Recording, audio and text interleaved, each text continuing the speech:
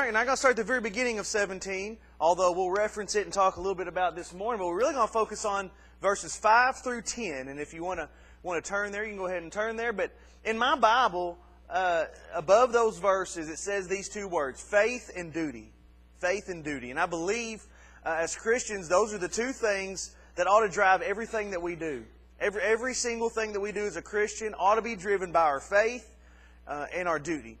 And that means that we have to learn a little bit about where our faith lies. It's in Jesus, but about what part of duty that means. What are the things that we do? And we probably often, maybe more times than we would want to mention, we probably often wonder at different times in life, what do I do now? What do I do? What do I got to do? I remember when my mom stopped me.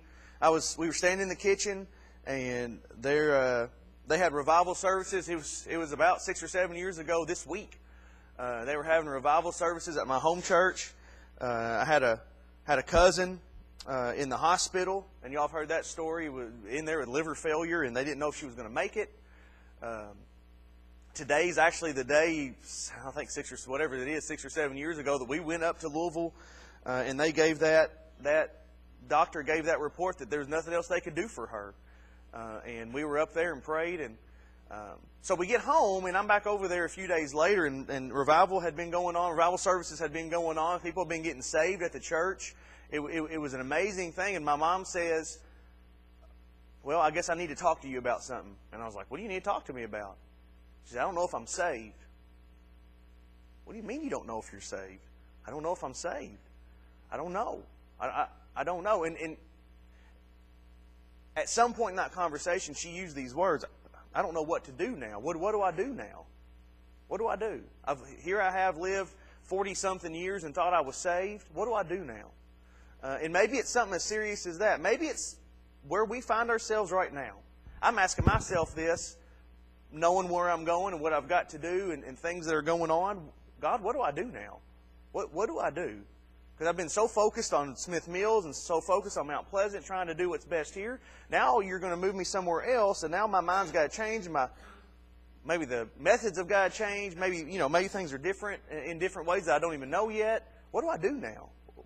I remember being in my office at Marion Baptist Church, and I had just started my very first full-time youth ministry job. Children, youth, college, and being in charge of a family life center. That's what it was. I remember being in charge of all that. The first day was great. My pastor there took me all over town, took me out to eat, showed me all around. Everything was good. And then the second day, I sat down at my desk, brand new facilities, brand new computer, and I sat down, and I remember thinking, whew, what do I do now? What in the world do I do? I called my youth pastor back home. What do I do? I didn't text. We didn't have that back then so much. I emailed one of my professors at college and was like, he was a pastor. I was like, what do I do? What do I do now? Where do I start? And so maybe you're asking that question this morning, but it all revolves around faith and duty. And I think the most basic answer that we can give this morning, and you will remember this as we dig into Scripture, most basic answer to that what do we do now mentality, whether it's the church, whether it's your life, whether it's whatever, you got to keep having faith. You got to keep working. You got to keep pushing on. You got to keep having faith. You got to keep pushing on. You got to keep working. So, we got those two things. Let's read in chapter 17 of Luke, verse 5 through 10. Let's read those, and then we'll go back and divide this up a little bit. Verse 5 says this, "The apostles said to the Lord, 'Increase our faith.'" Now, we'll talk about why they said that here in a second. "If you have faith," Jesus says, the size of a mustard seed, you can say to this mulberry tree, 'Be uprooted and planted in the sea,' and it will obey you. Which one of you, having a slave tending sheep or plowing, will say to him when he comes in from the field, 'Come at once and sit down to eat'? Instead, will he not tell him, 'Prepare something for me to eat, get ready, and serve me while I eat and drink? Later you can eat and drink'? Does he thank the slave because he did what he was commanded? In the same way, when you have done all that you were commanded, you should say, 'We are good for nothing slaves. We've only done our duty.' He's talking to you there, talking to me. We're good for nothing slaves. Doesn't that make you feel good this morning? Jesus is saying, hey, just when you feel like you've done everything you've done and you've worked yourself so hard for me, you're good for nothing slaves. Doesn't that make you feel good this morning? Well, we're going to talk about what that means. Hopefully it will make you feel a little bit better than just reading that. So what about it? Faith and duty. First half of that, what we read, was about faith. The second half is about our duty as Christians and as a church, as people of God. What about faith? First thing we know about faith is this. Verse 5, the disciples requested faith. Look what they said again.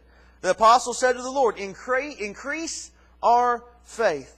Now, if you go back and read the first 4 verses of that chapter, like I said, we're not going to study it like we are the next few verses, but this is where we'll talk about it. You can go back and read it. Jesus tells them 2 things. In essence, He tells them they ought to live right and they ought to forgive as much as it takes. He tells them that it's going to be bad if you are the person that causes somebody else to sin, it's going to be bad on you. If you're the person that brings sin into somebody else's life, it's going to be bad on you. Now, He knows we're going to mess up. He knows things are going to happen. But if you're the person that it comes through and you are the one that spreads sin everywhere else, it's going to be bad on you. You got to live right, number one. You got to focus on living right. Next one, He says, no matter how much it takes, no matter how much somebody does to you, no matter what they say, no matter what they do, no matter how many times they do it, if they ask you for forgiveness, you've got to forgive them. No matter how many times. Now, how hard is that? Think about being in the disciples' shoes right now, or sandals, or whatever they had on. Think about being in their sandals. Jesus just says, you got to live right. If you're the person that sin enters through, if sin comes through you and spreads out to other people, you're in big trouble. Now they're starting to think, boy, was this my fault? Was that my fault? Did I cause this? They're starting to reel a little bit. Because Jesus just got real with them. Now, then He says, no matter how many times somebody does something to you, you've got to forgive them. You've got to, and then all that pops into their mind. Well, I'm not forgiving this person. I'm not forgiving this person. What about something happens today? Well, I don't remember if I ever forgave this person. What happens? So now they've been pushed so far back, they're saying all they can say to Jesus is increase our faith. It's hard to do. It's hard to live right. That's why they had to say it. Not only is it hard to live right, it's hard to forgive people once. Let alone time after time after time of somebody coming back and saying, listen, I messed up. Will you forgive me? Yeah, you have to forgive them. Every time they ask you for that, you've got to forgive them. You also ought to forgive them if they don't ask you for forgiveness. Jesus says that, and sometimes that's easier to do than somebody coming to your face and saying, listen, I wronged you in a huge way. Will you forgive me? Because sometimes we want to say, you know what? I'm not going to forgive you right now. I'm going to make you suffer. And it doesn't make them suffer. It makes you suffer. But you say, oh, I'm not going to forgive you right now. But somebody does something to you and then they move far away and you don't ever see them again. Well, yeah, it's easy to forgive them. You don't have to see them. You don't have to listen to them. You don't have to talk to them. So Jesus is saying, listen, if they come up in your face and ask for forgiveness, you've got to forgive them. Hard to do. It's hard to live right. It's natural to ask for more faith after hearing all that.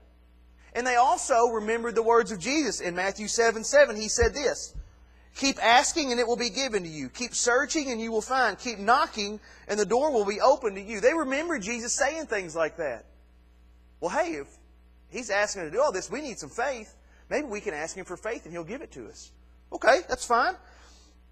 Probably true. In John 14:14, they remembered at one point Jesus saying this, if you ask me anything in my name, I will do it.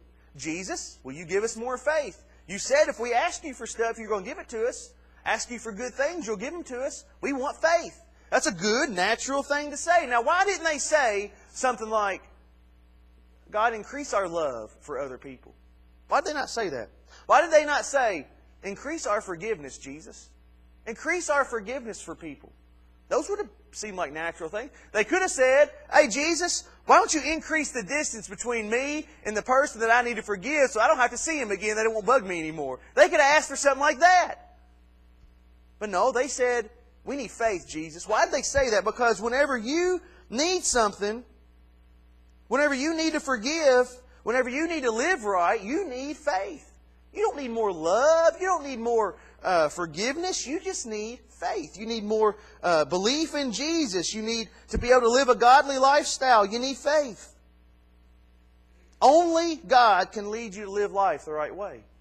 Only God can lead you to forgive people like He's forgiven people. He was the ultimate. He is the ultimate forgiver. If we need anything, we need Jesus. We need God. We need faith. We can't ask for other things. We can't say right now, Jesus, and I've been guilty of saying this, Jesus, increase our church. That would seem natural to say, wouldn't it? Jesus, increase our offerings so that we can do more in our community. That would be natural to say, wouldn't it? Jesus, increase. I don't know if He's even the word. Increase our outreach. Increase the way that we reach out in our community. Help us to be able to do more. I said every one of those things, guys. But instead, we ought to say, increase our faith. Help us to be more in tune with You, Jesus. Whenever we ask for an increase in faith, it puts us in the right position for God to lead us, not for us to lead and say, hey, God, look what we're doing. We're going to go do this. If you want to join in, that's fine. No. We're asking, increase our faith so that we know what to do, so that You can lead us. We can follow You. We've got to understand about faith that even the disciples requested it. And then, number 2 about faith, Jesus provides an answer. Look in verse 6. He says, if you have the faith, they wanted faith, if you have the faith the size of a mustard seed, the Lord said, you can say to this mulberry tree, be uprooted, be planted in the sea, and it will obey you.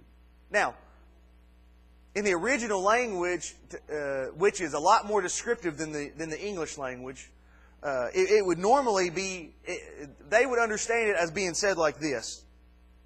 If you have faith, and you do have faith, then you could say this. It's not just if you have faith, maybe you do, maybe this is something that can happen. No, the way Jesus is saying it is, in the tense that He's using, He's saying if you have faith, and you do have the faith, you have it. You already got this faith that you're requesting. You have access to the power that you're asking for. And He would say the same thing to us today. You've got all the faith that you need. You've got all the power that you need through me. You've got everything that you need here at Mount Pleasant. You've got everything that you need in your life to be able to do the things I've called you to do. They have all that they need to do extraordinary things. That means the things that they asked, the things that He talked about just before. Living a godly life, the right kind of life. They've got everything at their disposal to do that. Forgiving people, like He's asked them to forgive people, they've got everything at their disposal to be able to do that. They have faith enough to uproot a tree and not just throw it in the sea. It says to plant it in the sea. Planting means that it's going to grow. How weird is that? You ever tried to plant something in salt water? I doubt you have. I doubt you have. It doesn't work. It's not going to work. Okay? It's not going to work if you try to plant a mulberry tree in salt water. But Jesus says that your faith is so powerful that you can take a tree, tell it to uproot itself, and plant itself in salt water, and it will grow. Now you say, Justin, that's silly. Why would anybody do that? Exactly. Why would we worry about that? That's the kind of stuff that doesn't matter. The things that are so silly to us, we have the power to do. Why does that matter, Justin? Because that means that the things that we don't think are silly, living a godly life, forgiving people, the things that aren't as outrageous as throwing a tree in the ocean and expecting it to grow, the things that aren't even that outrageous, we got the power to do them. You and I have the ability to forgive somebody. You and I have the faith to love somebody. You and I have the faith to live a godly life. You can do it. Justin, you don't know what I go through. You don't know the kind of people that are around me. No, but God does, and He knows that you've got the ability, the faith to live a godly life. He doesn't care. Listen, God put you exactly where you are. In the house that you live in, with the people that you live with, growing up the way that you grew up, in the job that you have, with the friends that you have. Nothing that you find yourself in right now catches God by surprise. Nothing. Absolutely nothing. And you know what's even greater than that? He allowed you to be there.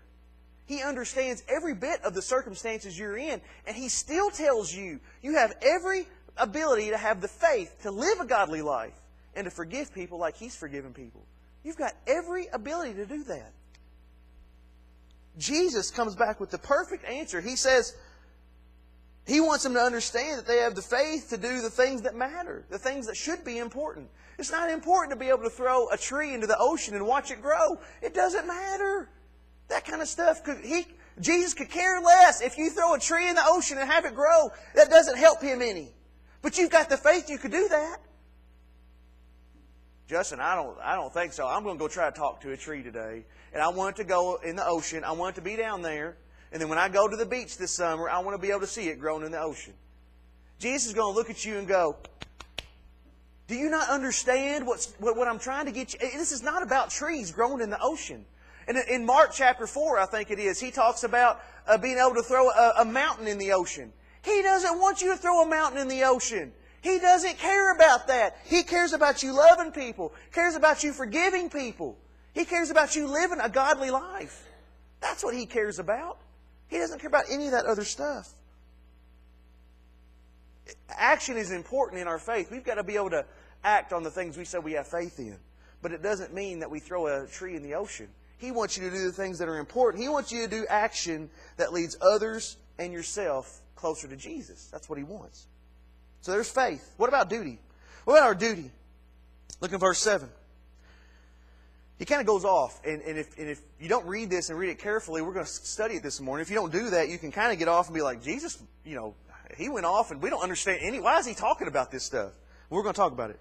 Verse 7, which one of you, having a slave, tending sheep or plowing, will say to him when he comes in from the field, come at once and sit down to eat?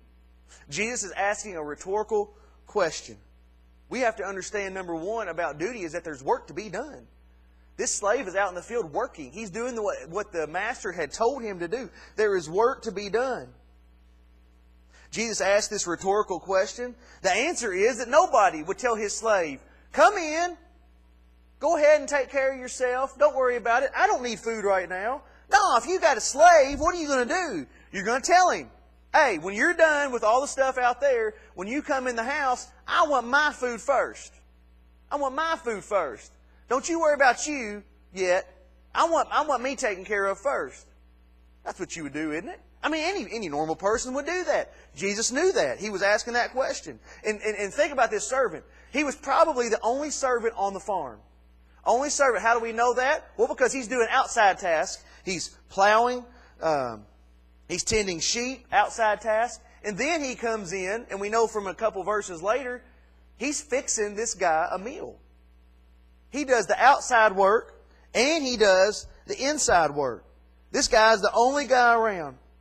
He's the only one. And this good servant is doing his job. He's doing his job, and he gets no special recognition for it. He's just doing what he's told to do. That's all he's doing. Just doing what he's told to do, not getting any recognition. He's just making sure his responsibilities are taken care of. We've got to do work for God. We've got to work for Him. Whether it's outside the church, whether it's inside the church, whether it's things that we think we ought to be doing or things we think we're not really equipped for. We ought to do whatever it takes to be able to do work for the Lord. There's work to be done, guys. You all know that. You know that. There's work to be done for the Lord, and we've got to do that work. And He's called each of us, and that's another thing. He knows who you are. He's called each of us to different things. He's given each of us different gifts, called each of us to different duties. We ought to do those things for Him. We've got to do them without any expectation of a special blessing either. If you go to work tomorrow morning and you do your job and you do it right and you don't worry about anybody else's job, but you just do exactly what you're supposed to do. Exactly. 99% of the time, you know this is right, you are not going to get any special recognition just for doing your job. Now, if you go above and beyond and do more and serve more, yeah, then that's when they're going to say, man, we appreciate you, you do so good. But you go to work and just do your job. Just it. You don't do anything extra. You just do what is on your job description, just right there. You're a husband or a wife, and you just do what you're supposed to do as a husband or a wife, or a mom or a dad. 99% of the time, your kids don't come up to you and say, Dad, Mom, thank you for washing all the dishes. Thank you for washing my clothes and drying them and folding them and putting them in my room for me. Thank you so much for that. No, what are they doing? They're complaining because they got to take them from their room and put them in a drawer somewhere, right? That's what they do. You don't get any recognition. It's the same with God. It does not because He doesn't care about you. It's just because you are doing just what you're supposed to do. You can't expect special recognition just because you're doing your job. Might mean this. There's work to be done. Might mean some of that work might be this. Might mean you need to teach a class on Sunday morning. Maybe Wednesday night you need to teach something. Might need you need to help install light bulbs around the church. Some out right there. Might need you need to do that.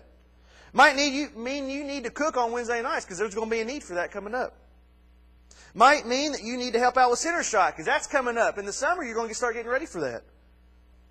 Might mean that you need to put your hand on a vacuum and start going through this church. Might mean you need to do that. There's work to be done, both spiritual and non-spiritual, it seems like. But you need to be able to do those things. There's work to be done. None of it's any less important or any more important than the other. We just got to get to work. Number 2 about duty is this. You've got to have the right mindset when it comes to doing work for the Lord. Look in verse 8. He says, instead, will He not tell him? Here it is. Prepare something for me to eat. Get ready. Serve me while I eat and drink. And then later, you can eat and drink. There it is. He has to serve the guy first, right? I mean, we knew that would be the answer. He has to serve the master first. We talked a few weeks ago, Jesus told us we need to count the cost it takes before we follow Jesus. We've got to count the cost. We've got to know what it takes to follow Jesus, not just jump into it, think it's going to be something fun to do or that it's going to keep us out of hell one day if we say we follow Jesus. We've got to count the cost it takes to follow Jesus. Part of it is that we work and we serve Jesus. We work for Him. We serve Him. God and His work come first, no matter what. No matter what. That's the right mindset. It's the only mindset to have. You say, well, Justin, my family comes first. I agree with you.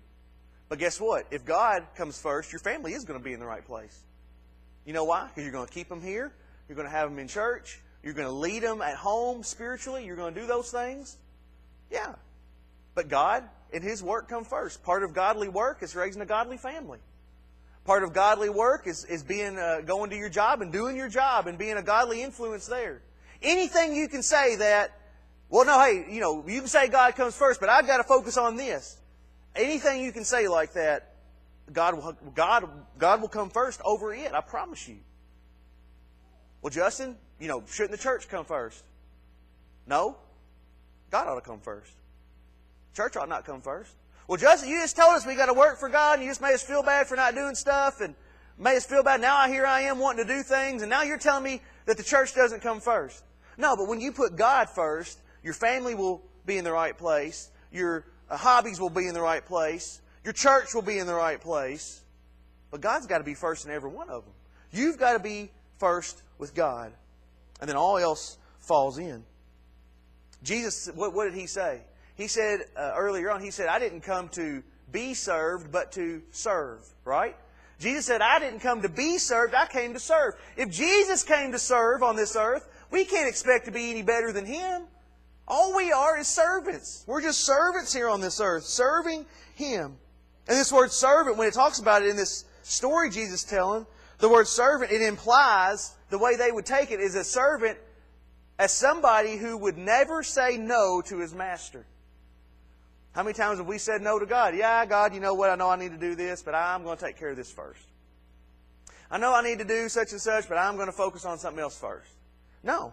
God says don't. The word servant implies a person who will not say no to the master. We serve God first, and He will take care of the rest of us. Look what He said at the end of verse 8. He says, prepare something for me. And then later He says, and later you can eat and drink.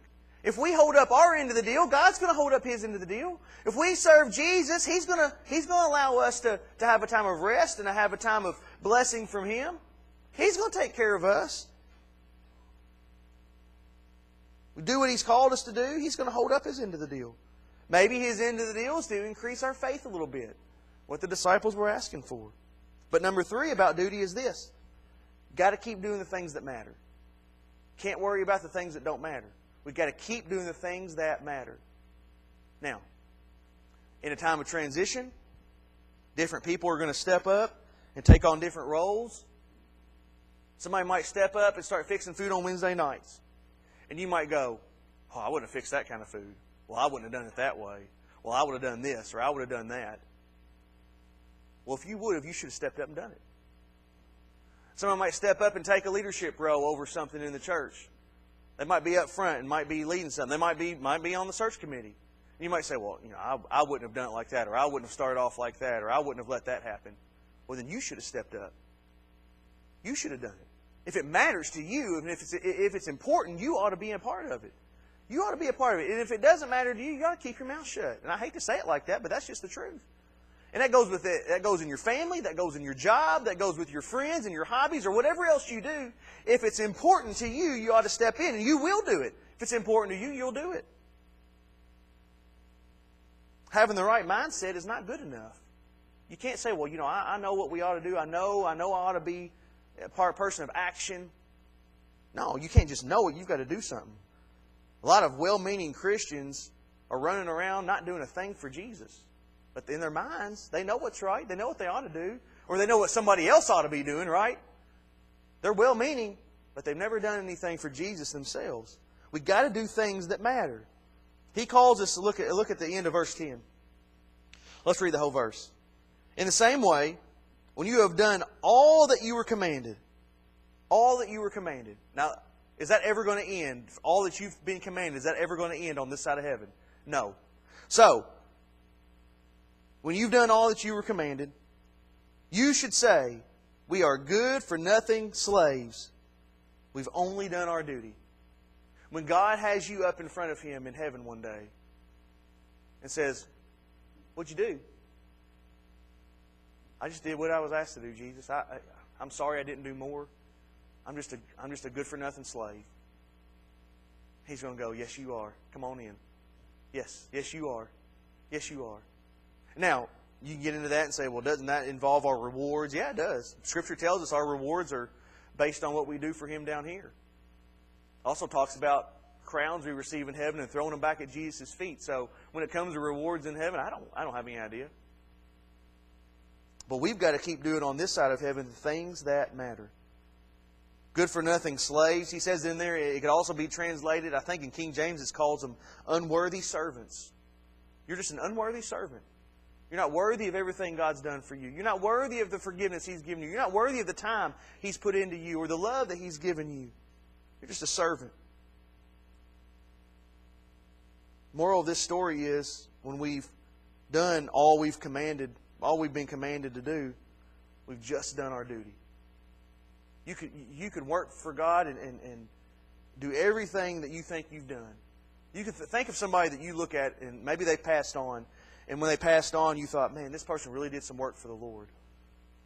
You know what? When he gets to heaven, he's just going to be like, man, or she, just going to be like, man, I just did my job. I just did it. You know people like that. You worked with them. Somebody said something to him, and oh, man, good job. That was awesome. I just did my job. I just did what I was supposed to do. You know people like that. It's the same way we're going to be in heaven. It's not going to matter, but it matters down here. Why does it matter down here? Because the more you do for the Lord down here, the more people get to hear Jesus.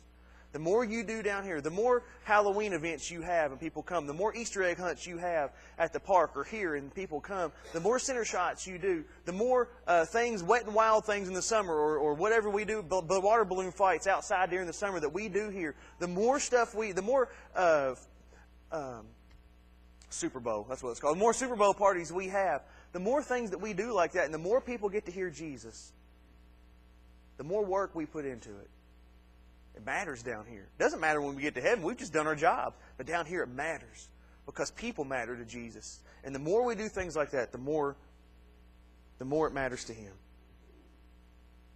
All He's asking us to do is just do our duty, just to serve Him.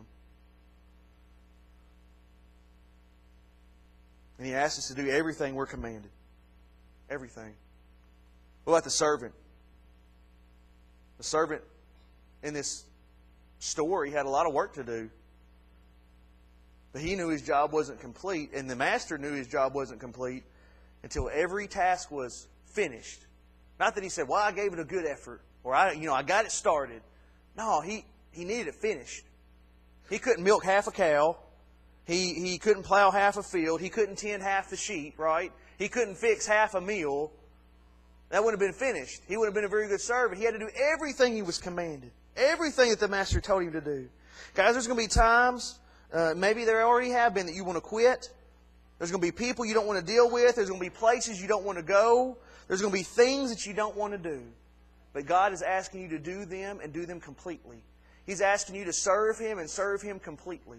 He's not asking for half. He's not asking for most. He's not asking for 99.9%. He's asking for every bit. We've got to serve Him.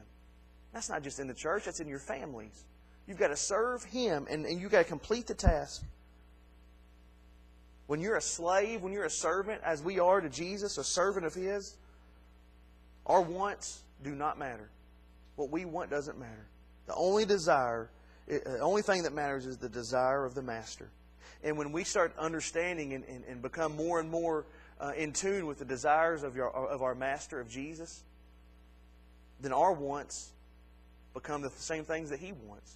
Because we understand Him. Because we've done those things. Because we've been there. Our wants become His wants. Or His wants become our wants is a better way to put it. We've got to serve Him. We've got to keep serving. And we've got to keep having faith. Doesn't matter what you go through. You never go wrong thinking those two things. Keep having faith. Keep serving Jesus. Justin, I've got this going on. Keep having faith. Keep serving Jesus. Well, Justin, this really tragic thing happened in my life. Keep having faith. Keep serving Jesus. Justin, you don't know how I grew up. Man, it's keep having faith. Keep serving Jesus. You don't know the situation I'm in, though, right now, and I've got this really hard thing going on, and spiritually I'm in a low spot. Keep having faith. Keep serving Jesus. Justin, my faith is really limited right now. I mean, when you talk about faith, I might have like if a mustard seed is all it takes to throw a tree into the ocean and let it grow, then I've got like 1/1,000,000th of a mustard seed. Like an electron. That's what I've got. I've got this, or an atom. I've got an atom is what I've got of faith. Just a, you can't even hardly see my amount of faith. Keep having faith. Keep working. Keep serving Jesus. Justin, but my faith is really low. Well, guess what? Your faith will grow as long as you keep using it. As long as you keep having faith, it's going to grow. As long as you keep serving Jesus, it's going to grow. Justin, I don't even have time to serve Jesus right now. I've filled my plate up so much. I've got to start putting some things aside, but I don't know how and I don't know when I can do those things the right way. Keep having faith. Keep serving Jesus with whatever you can do. And everything in life, you can always get that. You can never go wrong. Keep having faith. Keep serving Jesus. Are you doing the duty that God's called you to do? Justin, I don't know what He's called me to do. Well, keep having faith and keep serving Him somehow. But if you know what God's told you to do, you ought to do it. Have you done that duty? Not only that, are you doing all of it? Are you seeing it all the way through? Are you doing everything you can do? We've all been guilty of saying no to that. Every one of us. And maybe a lot of us now have been guilty of being able to say, no, I've not done everything I need to do for the Lord. Keep having faith. Keep serving Jesus. Before you do anything for Him, though, you can't leave here and start trying to do things for the Lord if you don't know Him. If He doesn't have your heart, you can't do things for Him. You're doing things for you. You're doing things to look good. Doing things to build your image in society or around your group of friends or in the church. But image doesn't matter. Keep having faith. Keep serving Jesus. But you got to know Jesus before you can do those things. You got decisions to make this morning. Number one is keep having faith. Keep serving Jesus. I would say that starts tonight. We've not put a lot of emphasis on Sunday nights.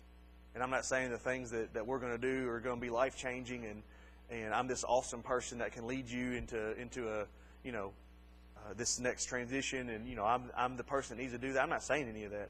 I'm just saying the things that we're going to do as a church over these next few weeks are part of keeping our faith and keeping on serving. And we need to focus on those. So the first part of that would be tonight. It's tonight. Next part of that is a Wednesday night. Well, we got a good thing going on Wednesday nights, guys. If you're not involved in that, you need to be involved in that somehow. Plenty of ways to be involved, too. Roger might need a heavy in his class. Tommy can't always be the heavy. He's too nice of a guy. He might need somebody to come in and knock heads. I mean, I don't know. I don't know about Dee Dee. Dee Dee might just need a pill or something every once in a while.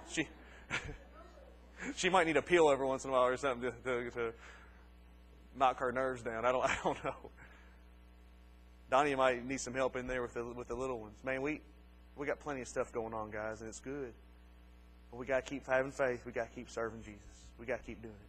But this morning, even more importantly, if you don't know Jesus, you need to know Him. We'll get ready to pray, and Tammy's going to play. And as soon as the music starts, if you just need to come down here and leave something at the altar, maybe you need to make a commitment to Jesus that you're going to keep having faith. You're going to keep following Him. Keep serving Him. Maybe you just need to come down here and do that. Maybe there's something else you need to pray about. Get down here and do that. Maybe you need to give your life to Jesus this morning. Maybe that's where you need to start. Because you can't serve Him and you can't have faith until you know Him. Maybe you need to start this morning to do that. So let's pray. And as soon as the music starts, we've got decisions to make this morning. Father, we thank You for today.